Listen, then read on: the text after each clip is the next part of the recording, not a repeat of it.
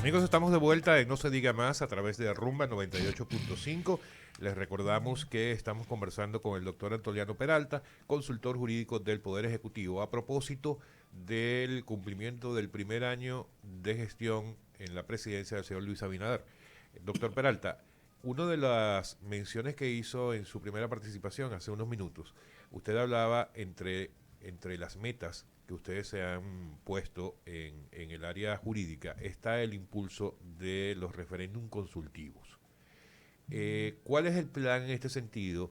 Y vamos a explicar para qué o en qué beneficiaría a la gente, a la sociedad, la activación de un referéndum consultivo en la Constitución Dominicana.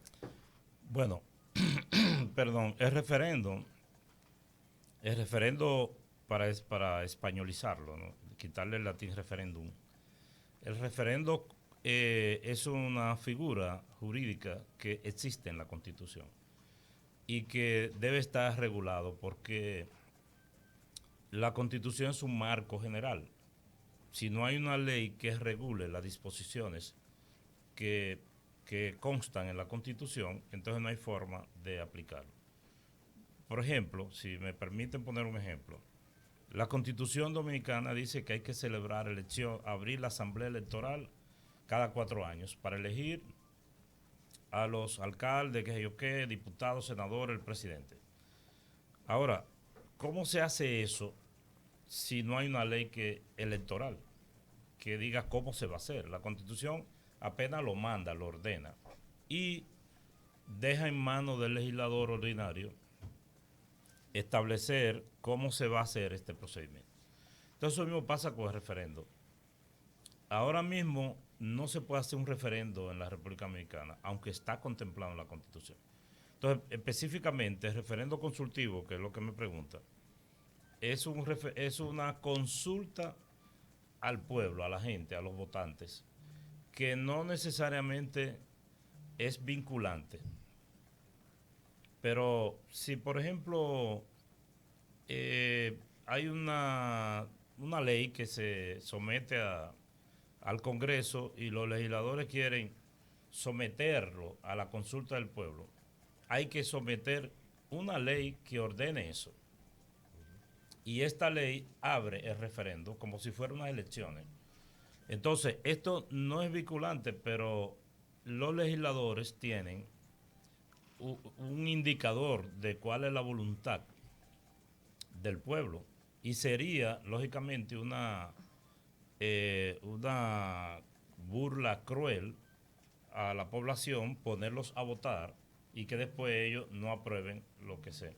Y además, supongo que aunque no tenemos tradición de referendo, pero supongo que la población le pedirá cuenta y se la debe pedir mediante el voto a aquellos legisladores que al final voten en contra de lo que el pueblo previamente aprobó. ¿Y cuál es el tipo de materias que se pueden consultar en un referendo? Por ejemplo, el presidente, a propósito de la discusión del proyecto de Código Penal, él hablaba de que el tema de las tres causales posiblemente era un tema que podía ir más bien a referendo. Pero eso activó una cantidad de opiniones contrarias a eso, porque decían que no se podía llevar a referendo un tema que era constitucional. Eh, ¿Eso es posible, llevar el tema de las tres causales a un referéndum? En todo caso, ¿cuál es el tipo de materias que puede cubrir? Sí, hay que diferenciar entre, digamos, lo que llamamos el referendo constitucional aprobatorio, que la Constitución enumera determinados elementos para la modificación de la propia Constitución que deberían ser sometidos a referendo. Ahora, este referendo consultivo no hay una limitación, es decir, sencillamente se somete. De todos modos, es natural que este tema genere discusiones entre la comunidad jurídica y en la población, porque este país no tiene tradición de referendo. No estamos educados en ese sentido. Por eso es que nosotros estamos impulsando la ley que fue sometida en el Congreso y esperamos que una vez aprobada la ley, así como la gente sabe cómo tiene que votar, cuándo debe votar, y hay gente que no son abogados, sino la gente del pueblo que conoce muy bien los mecanismos electorales, así un día el pueblo se educará y conocerá y los mismos legisladores sabrán que tienen esa herramienta ahí para consultar y conocer la opinión y la voluntad de la población. Doctor, a nivel personal, en este primer año, ¿cuál ha sido la iniciativa legislativa o decreto que más satisfacción le ha dado? ¿Usted quiere que le diga lo mismo de la otra entrevista? No, mire, hablando con mucha seriedad, hay muchas iniciativas que a mí me parecen muy interesantes. Por ejemplo, esta misma ley de compra y contrataciones, a mí me parece que todavía no se ha aprobado, pero yo me siento muy complacido de que el gobierno esté impulsando esta misma ley que estamos comentando de referendo y la creación de los gabinetes, el gabinete del agua, por ejemplo, el hecho, la ley 247-12, que es la ley que regula la administración pública, permite la creación de gabinetes interinstitucionales. Es una palabra de difícil pronunciación. Y yo creo que tengo aquí una notita, si usted me permite. Claro, cómo no.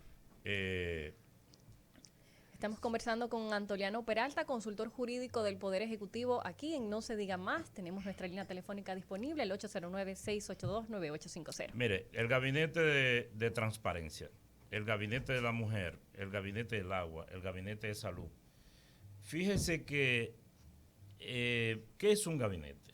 Bueno, no es más, y eso está contemplado en la ley, que la confluencia, la unión de todos los entes y órganos que tienen que ver con un tema en el Estado, que se reúnen en una mesa a discutir una política común. Hemos podido observar que con la difícil situación sanitaria que vive el mundo y la República Dominicana en particular, ha salido a reducir el gabinete de salud, que lo coordina la señora vicepresidente. Y alguna persona, quizá no de mala fe, pero sí en un gesto de desconocimiento de lo que está ocurriendo, dicen, pero es que ella no es médico. No, pero que ella no tiene que ser médico, porque claro, el gabinete de salud traza, recomienda políticas públicas en el ámbito de la salud, pero ahí están todos los funcionarios que tienen que ver con la salud. Ella lo que hace es que lo coordina, lo convoca, y en el caso particular de la contratación de las vacunas, ella ha tenido la voz cantante. Pero pongamos, por ejemplo, el gabinete de seguridad, donde se sientan en una mesa todos los órganos, la policía, los departamentos de inteligencia, interior y policía, el Ministerio de la Defensa, sí, y se sientan para determinar qué es lo que está pasando con la seguridad de este país. En vez de hacerlo de manera dispersa, lo hacen mediante un gabinete. Así mismo el gabinete del agua, que se reúne casi semanal, INDRI, NAPA, etcétera. Y recuerde que al inicio del gobierno, la gente también criticó que se había puesto a un joven abogado a coordinar el Instituto Nacional de Agua Potable y prácticamente él está coordinando todo lo que tiene que ver con agua potable en el país, la llamada CORA. sí. Es que el mundo cambió y la administración pública también cambió. Es decir, un coordinador, un gerente de una institución que tiene que ver con provisión de agua potable no es la persona que va a construir el acueducto. Él tiene un equipo para construir el acueducto. Y el ejemplo es que lo está haciendo muy bien. Pero para no salirme de su pregunta, les reitero que además de estas normas legislativas que le he mencionado, a mí me parece que esas disposiciones que tienen que ver con la unificación de los órganos y entes del Estado en una mesa para trazar las políticas públicas que tienen que ver con esa área, han sido disposiciones de mucha trascendencia para la institucionalidad de este país. Y finalmente, por mi parte, con respecto a esa pregunta, la disposición del presidente de designar una persona en la cabeza del Ministerio Público que no esté ligada al partidarismo es un hecho histórico también. Doctor Peralta, yo supongo que cuando ustedes estaban sentados en tiempos de campaña, armando lo que sería el programa de gobierno, un potencial programa de gobierno de Luis Abinader, me imagino que lo habrán planteado para 4 años, cuáles eran las metas en esos 4 años, y se podían ver la proporción de lo que podían hacer año tras año para poder alcanzar esas metas finales. Pero llegaron en una pandemia, que seguramente en ese tiempo cuando planificaban, no tenían presente esa situación. Ante la situación de la pandemia y las metas que se habían previsto para el primer año, ¿qué tanto han podido cumplir y qué entonces se queda pospuesto para los siguientes 3 años? Mira, Ale, yo siento que este gobierno ha tenido una situación muy particular porque el 16 de agosto, o sea, un día como ayer, cuando la gente se iba a juramentar, y que habitualmente, y eso es normal y lógico que así sea, cuando ocurre este tipo de acontecimientos, como cuando una gente se casa o lo que sea, hace una celebración, aunque sea levante una copita de ron o de vino o de champán, claro, según su gusto. En el caso de Juan Bosch, dicen que fue de Maví del sello. Pero el gobierno de Luis Abinader, su equipo, no pudo juntarse en un mismo salón y no pudo celebrar nada porque había una situación de distanciamiento forzado. Bueno, pues ayer se cumplió un año. La situación ha mejorado gracias a la ciencia, gracias al trabajo internacional de los científicos que han contribuido con la vacuna y gracias a la política que ha seguido el gobierno. Pero tampoco eso pudo brindarse porque estábamos en un ciclón. Es decir, al cumplirse el primer año, un ciclón, una tormenta, una cosa. Claro. Entonces, dentro de esa situación,